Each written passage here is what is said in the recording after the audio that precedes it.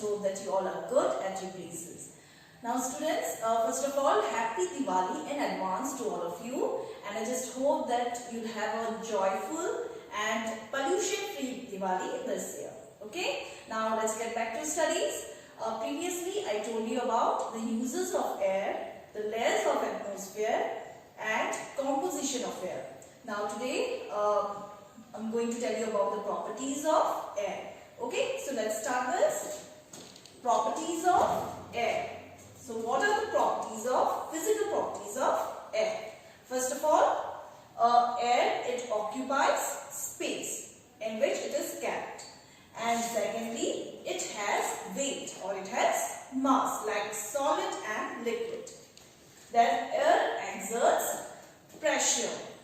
And lastly, we have air can be compressed. Okay, so I'm going to explain all of these properties with simple experiments. So let's start it. Now to prove that air has weight, take two balloons using threads at the end. Remove one of the balloons and blow it up. Now hang it back on the stick. The stick will tilt towards the side of the balloon filled with air because it is heavier. So this shows that air has weight. Now take a balloon and put it in an empty pencil box. Try to close the pencil box. It closes easily. Blow up the balloon again and put it in the pencil box. And try to close the box. Pencil box cannot be closed as the air-filled balloon does not fit in. This shows that air occupies space. Now for the next experiment, take a tin can, tripod stand, burner, a vessel half filled with water, and keep the vessel over the tripod stand and burn the burner. And let the water boil it for some time. Now close the lid and keep the tin can under water. Now steam present in the can will condense to form water and the pressure inside the can will decrease. As a result, outside air exerts pressure on all sides of the can and it crumples the tin can. So this shows that air exerts pressure in all directions. Now for the next experiment, fill a syringe completely with air and cover the nozzle carefully so that no air leaks.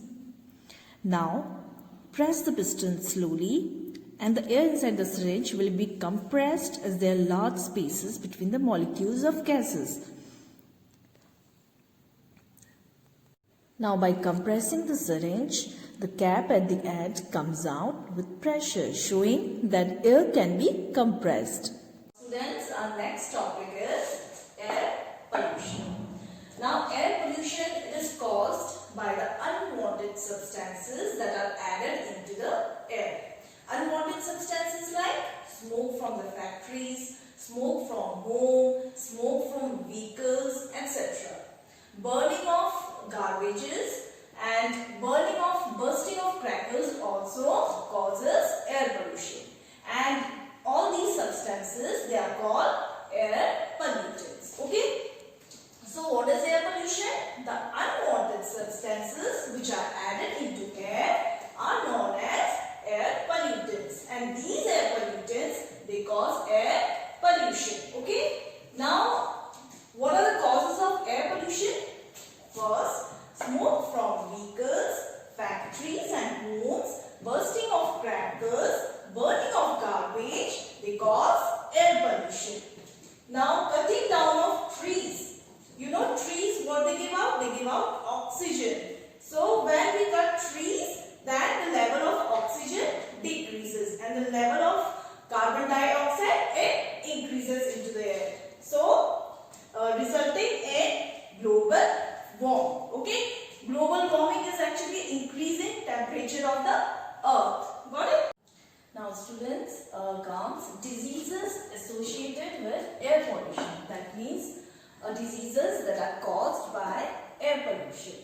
Now what are those diseases? First, respiratory diseases means diseases associated with our breathing or respiratory system. Then headache, nausea, vomiting, dizziness. These are the diseases that are associated with air pollution. Okay. And what are the remedial measures? Remedial measures means how we can stop air pollution.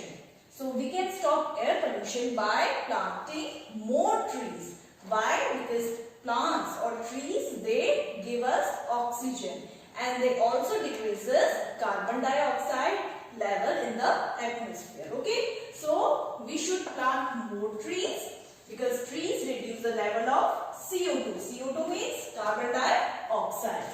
Then secondly, catalytic converters, they should be used in vehicles. Why? Because these catalytic converters, these are actually machines that are used in vehicles, and what they do, they convert. Convert means they change harmful gases into non-harmful products. That means it changes gases that are dangerous for the environment, that are not good for our health, into non-harmful products. Okay. Then thirdly, we should use public transport.